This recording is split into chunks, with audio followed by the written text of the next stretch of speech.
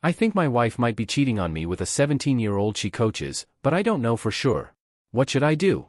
Alright, I never thought I'd be in this situation, but I'm completely at a loss here and I need some advice. My wife, 33F, has been acting really strange lately, and I'm starting to think she might be cheating on me, with one of the kids she coaches. I feel sick even typing that. Some background: my wife is an accountant by day, and in the evenings, she volunteers as a soccer coach for a local youth team. She's always loved soccer, and I thought it was great that she was so involved with the kids and the community. But recently, she's been dropping weird comments that are starting to really concern me. It all started about 2 months ago. She casually mentioned one of the boys on her team. He's 17, and I won't say his name for obvious reasons.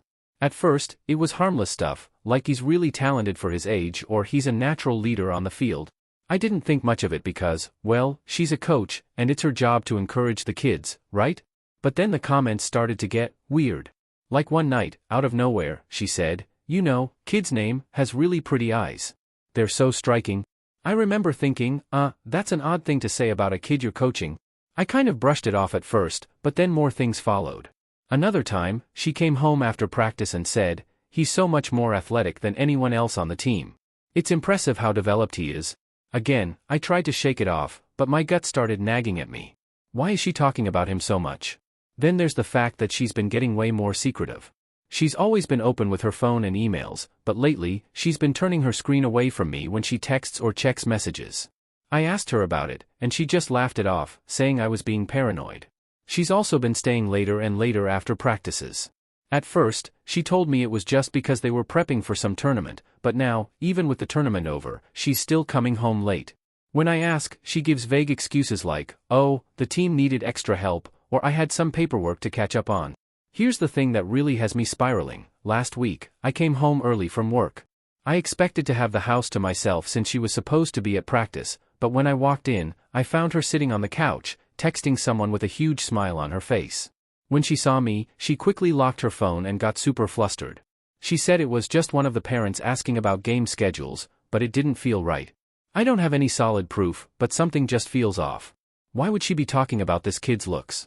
Why is she suddenly so secretive? I haven't been able to shake the feeling that something more is going on. I don't want to accuse her of something so serious without any real evidence, but I also don't want to ignore my instincts. I love her, and I really don't want to believe she'd do something like this, especially with a kid she's supposed to be mentoring. So, Reddit, what should I do? Am I reading too much into this?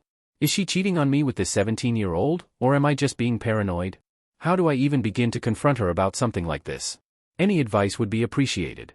I'm honestly feeling lost right now. Updates. Hi everyone.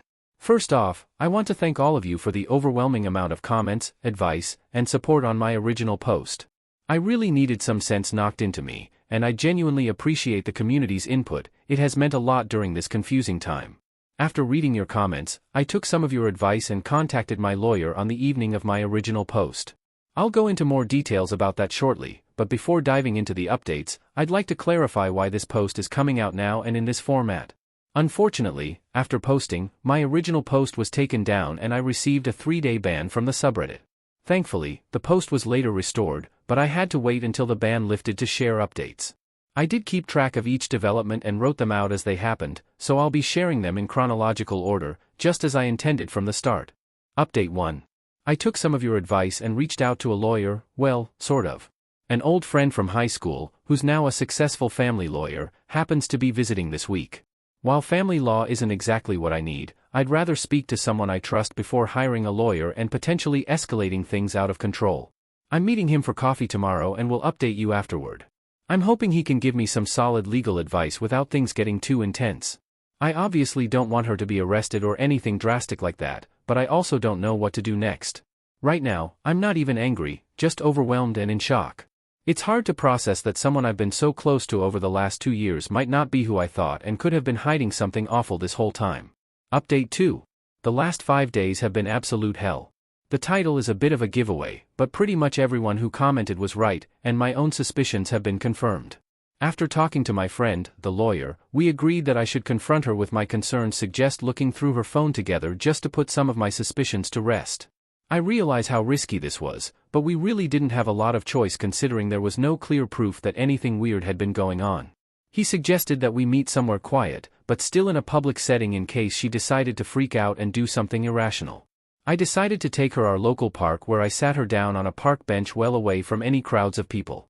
When we sat down together, I told her how serious of a situation we could be in and that she must be completely honest with me, and that I want to be on her side, but the way she had been acting had led to some serious suspicions. I explained to her that I didn't want to break the trust between us, so had decided against looking through her phone, despite how tempted I was. When I told her the concerns, she immediately got defensive and started denying everything. She called me a paranoid a-hole for even suggesting that she would be in a relationship with a minor. She said the fact that I would even question something like this means there's probably something wrong with me and that I must be the one hiding something.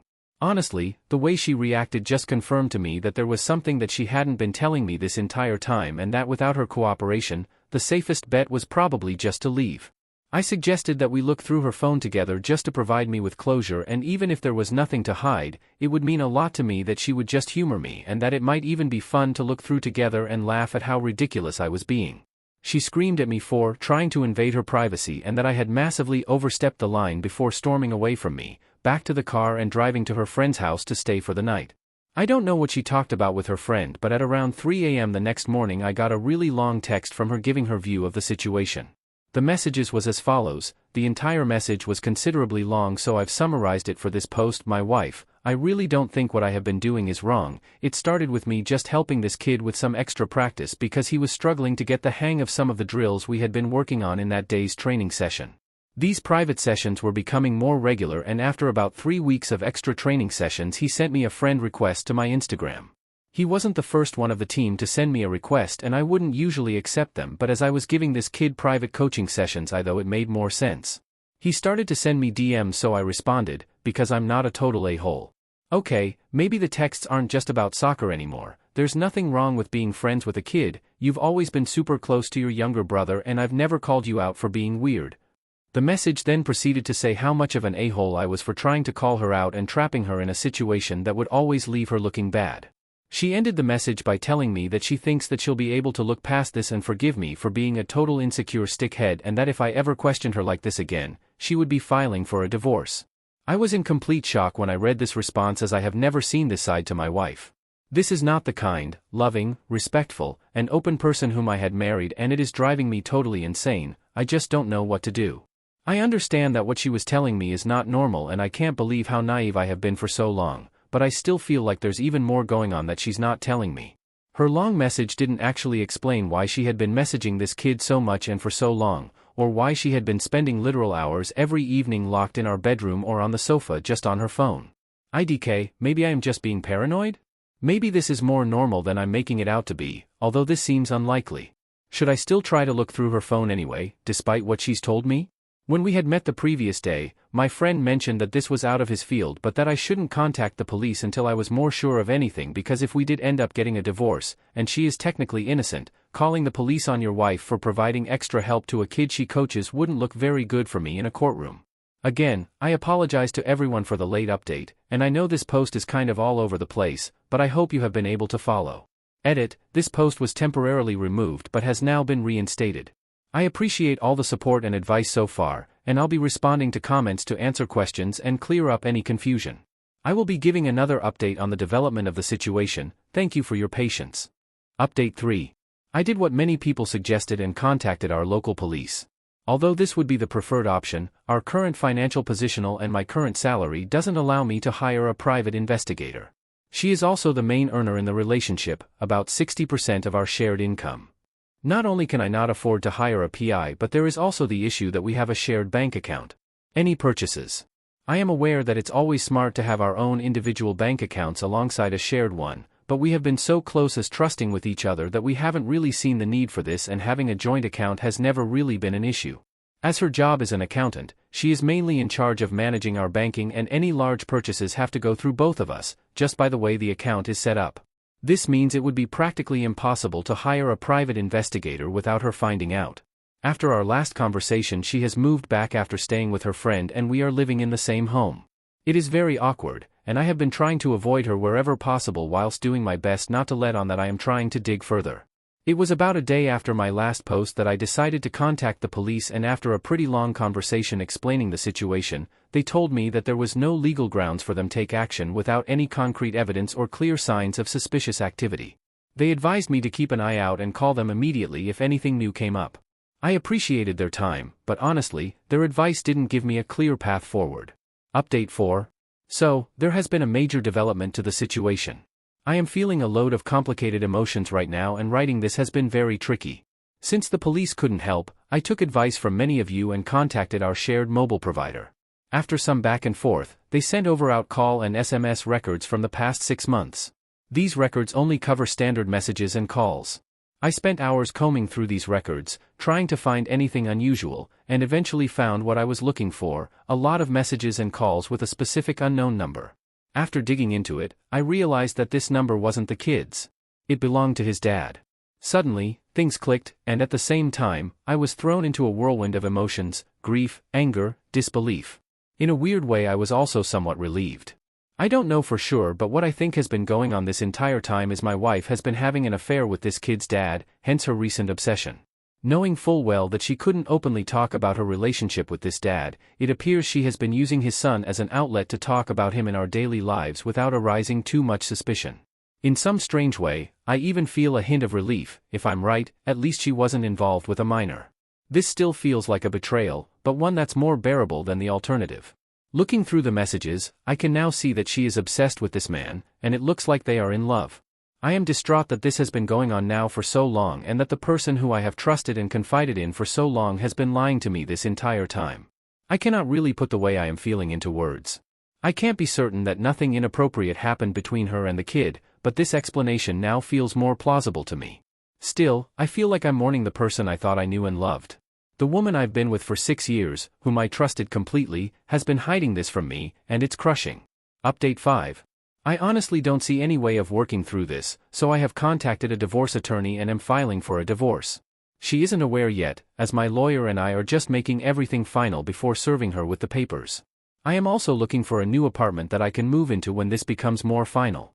My father passed away 10 years ago from lung cancer, and my mum just passed away pretty recently during lockdown. I have one brother who lives on the other side of the globe and have very little contact with him nowadays.